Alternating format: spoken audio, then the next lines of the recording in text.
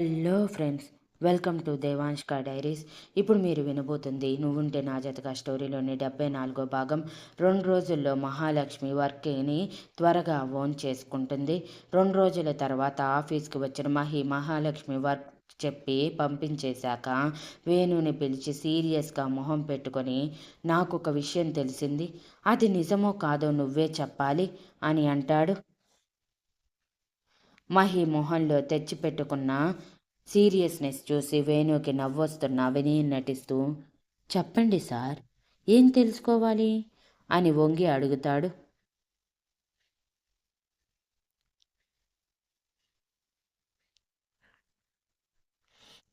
చిరుకోపంగా, అంతొద్దు బావా, సమన్వి నాకంతా అని చెప్పి సమన్వి నిన్ను ప్రేమిస్తుంది. నువ్వు సమన్విని ప్రేమిస్తున్నావని నాకు తెలియకుండా ఎందుకు దాచావు? నేను నీ బెస్ట్ ఫ్రెండ్ని కదా. బెస్ట్ ఫ్రెండ్ దగ్గర ఇలాంటి విషయాలు దాస్తారా? అందులోనూ నా చెల్లి విషయం అని అడుగుతాడు. వేణు ముందు కంగారు పడిన తర్వాత సర్దుకుంటూ, ఇన్నాళ్ళు అంటే నేను మీ కుటుంబానికి తగను మీ చెల్లిని ప్రేమిస్తున్నా చెప్పలేదు. ఆయన దాని నోట్లో ఒక్క మాట కూడా దాగదా?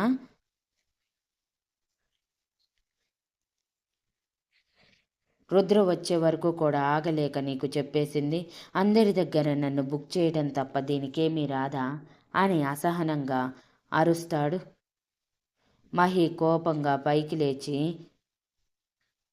వేణుని వంగోబెట్టి వెన్ను మీద 2 గుద్దులు గుద్ది, నా చెల్లి నాతో అన్నీ షేర్ చేసుకునేది, ఒక్క నీ విషయం తప్ప. ఈ ఈ విషయం దాచింది.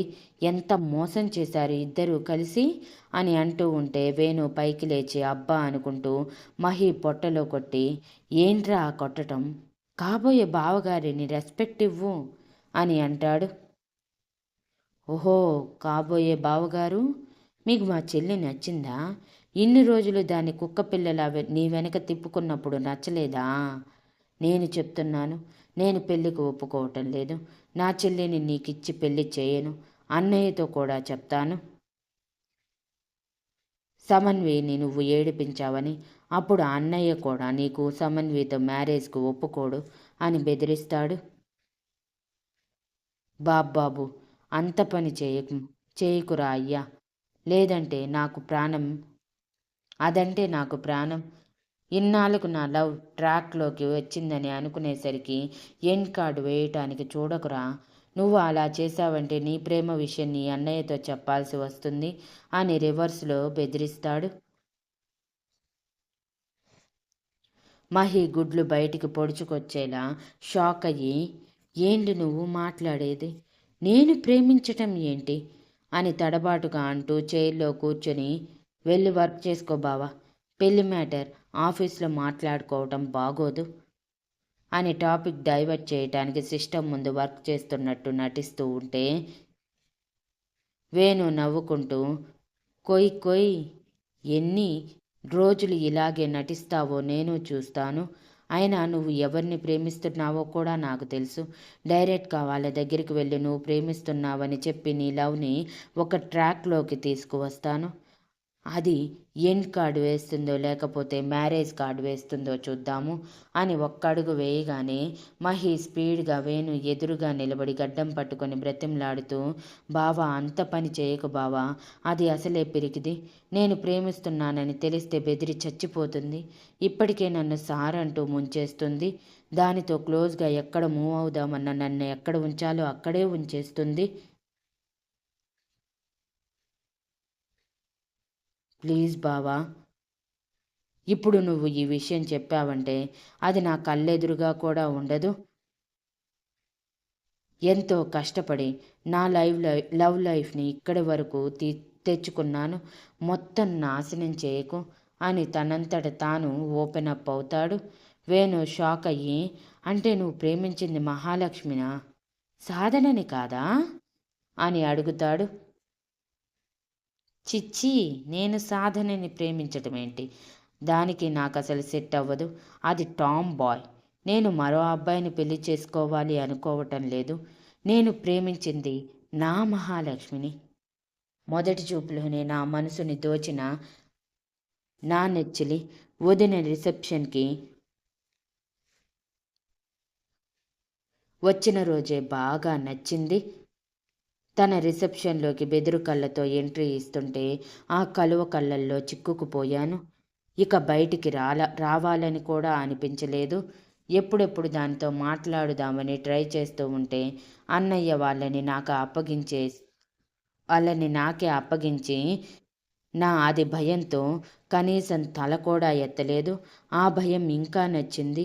ముఖ్యంగా శక్తి వదిన కోసం ఆరాటపడటం, శక్తి వదిన సంతోషం కోరుకోవటం ఇంకా నచ్చింది. నలుగురి కోసం ఆలోచించే మహాలక్ష్మికి నేను భర్తగా వస్తే నన్నే సర్వస్వం అనుకుంటుంది కదా. ఆ ఆలోచన తీరు ఇంకా నచ్చింది. ముఖ్యంగా తన అమాయకత్వం నన్ను పూర్తిగా దాని మాయలో పడేసింది. ఆ రోజే దాన్ని ప్రేమించాను. దానికి నా ప్రేమ విషయం చెబుదామనుకున్నా అది భయపడిపోయి కనీసం నా ఎదురుగా కూడా రాకుండా దూరంగా ఉంటూ ఎక్కడ దూరమైపోతుందోనని భయపడ్డాను. అందుకే అప్పుడప్పుడు చాటుగా వాళ్ళ ఇంటికి వెళ్ళి చూసుకొని వచ్చేవాడిని. కానీ అనుకోని వరంలా అది జాబ్ కోసం నా కోసం వెతుకుతూ నా కంటపడి మన కంపెనీలో నా పిఏగా ఉండేలా చాలా కష్టపడి ప్లాన్ చేసుకున్నాను. ఇప్పుడు అంతా చెడగొట్టి నా కష్టాన్ని మొదటికి తీసుకురాకు బావా అని ఏడుపు మొహం పెట్టి అంటాడు. మహాలక్ష్మి, నువ్విక్కడా అని వేణు షాకింగ్ ఫేస్తో అనగానే మహాలక్ష్మి అంతా వినేసిందా అని మహి భయంతో వణిగిపోతూనే తల వెనక్కి తిప్పుతాడు.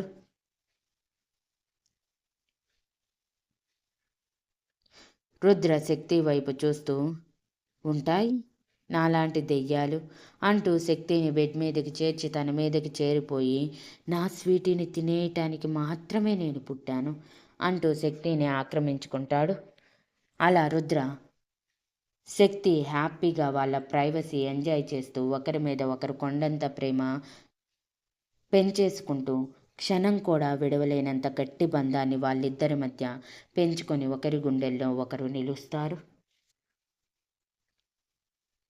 రోజులు క్షణాల్లా గడిచిపోతున్న ఫీలింగ్ ఇద్దరికీ ఉండి ఇంటికి వెళ్ళే రోజు దగ్గరికి వస్తుండే కొద్దీ ఇద్దరిలో దిగులు నిండుకొని మళ్ళీ ఇంటికి వెళ్తే ఆఫీస్ వర్క్ అంటూ కొంచెం కూడా ఖాళీ ఉండదని రుద్ర ఆలోచిస్తూ ఉండగానే ఇండియా తిరిగి వెళ్ళే ముందు రోజు రాత్రి శక్తి రుద్ర ఒడిలో కూర్చుని, రుద్రగారు, నాకిప్పుడు ఇంటికి వెళ్ళాలని లేదు, మనం ఇంకో వారం రోజులు ఇక్కడే ఉందామా అని క్యూట్గా మొహం పెట్టి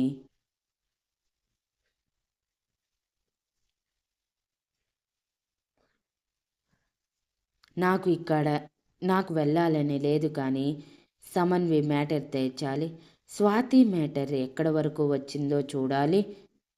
మన మహీగాడు కూడా ఎవరిని ప్రేమిస్తున్నట్టు నాకు తెలిసింది. ఆ అమ్మాయి ఎవరో కూడా తెలుసుకోవాలి కదా అని అనగానే శక్తి కూడా సేమ్ వేణులాగే, అదేంటి రుద్రగారు, సాధన గారు చాలా క్లోజ్గా ఉంటారు, మహి సాధన గారు చాలా క్లోజ్గా ఉంటారు, వాళ్ళిద్దరూ ప్రేమించుకున్నట్టున్నారు కదా, మరి మహి ఎవరిని ప్రేమించారో తెలుసుకోవటం ఏంటి అని అయోమయంగా మొహం పెట్టి అంటుంది. శక్తి అమాయకత్వం చూసి రుద్ర నవ్వుతూ, ఓ మై క్యూట్ స్వీటీ అంటూ తన బుగ్గలు పట్టుకొని లాగుతూ, సాధన ప్రేమించింది మన మహిని కాదు, తన కాలేజ్లో తన స్టూడెంట్ని. అతను కూడా అమెరికాలోనే ఉంటాడు, కాకపోతే ఇండియన్ని. వాళ్ళ ప్రేమకి కులం అడ్డేమైనా వస్తుందేమోనని ఇప్పటి వరకు ఎవరికీ చెప్పలేదు. నేనే ఎలాగోలా తన మ్యాటర్ కూడా తేల్చాలి. మన మహి కూడా ఎవరిని ప్రేమిస్తున్నట్టు అప్పుడప్పుడు వాడి స్ట్రేంజ్ బిహేవియర్, అలాగే ఎవరికి చెప్పకుండా సడన్గా మాయమైపోవటం చూసి అనిపించింది. అందుకే తెలుసుకోవాలి అంటున్నాను.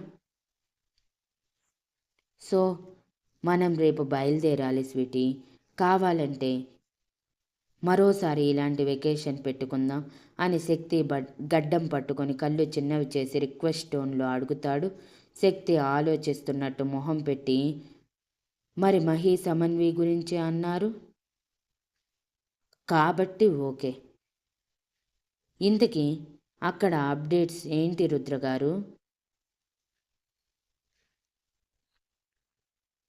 వేణు అన్నయ్య టెన్షన్తో ఉన్నాడనుకుంటా, సమన్వితో తేల్చుకున్నాడంటనా అని వరుస పెట్టి క్వశ్చన్స్ అడుగుతూ ఉంటే, నాకు ఏమీ తెలియదు స్వీటీ, చెప్పాను కదా మన ప్రైవేట్ స్పేస్లోకి ఎవ్వరిని రానివ్వను అని, ఓన్లీ నువ్వు నేను మాత్రమే, అందుకే ఇప్పటి వరకు ఎవరికి ఫోన్ కాదు కదా మెసేజ్ కూడా చేయలేదు అని అంటాడు. శక్తి సంతోషంగా రుద్ర బుగ్గని గట్టిగా బైట్ చేసి, హౌ స్వీట్ రుద్ర గారు మీరు అంటూ బుగ్గలు లాగుతూ ఉంటే రుద్ర చప్పున శక్తి పెదవులు అందుకొని గాఢంగా ముద్దు పెడతాడు.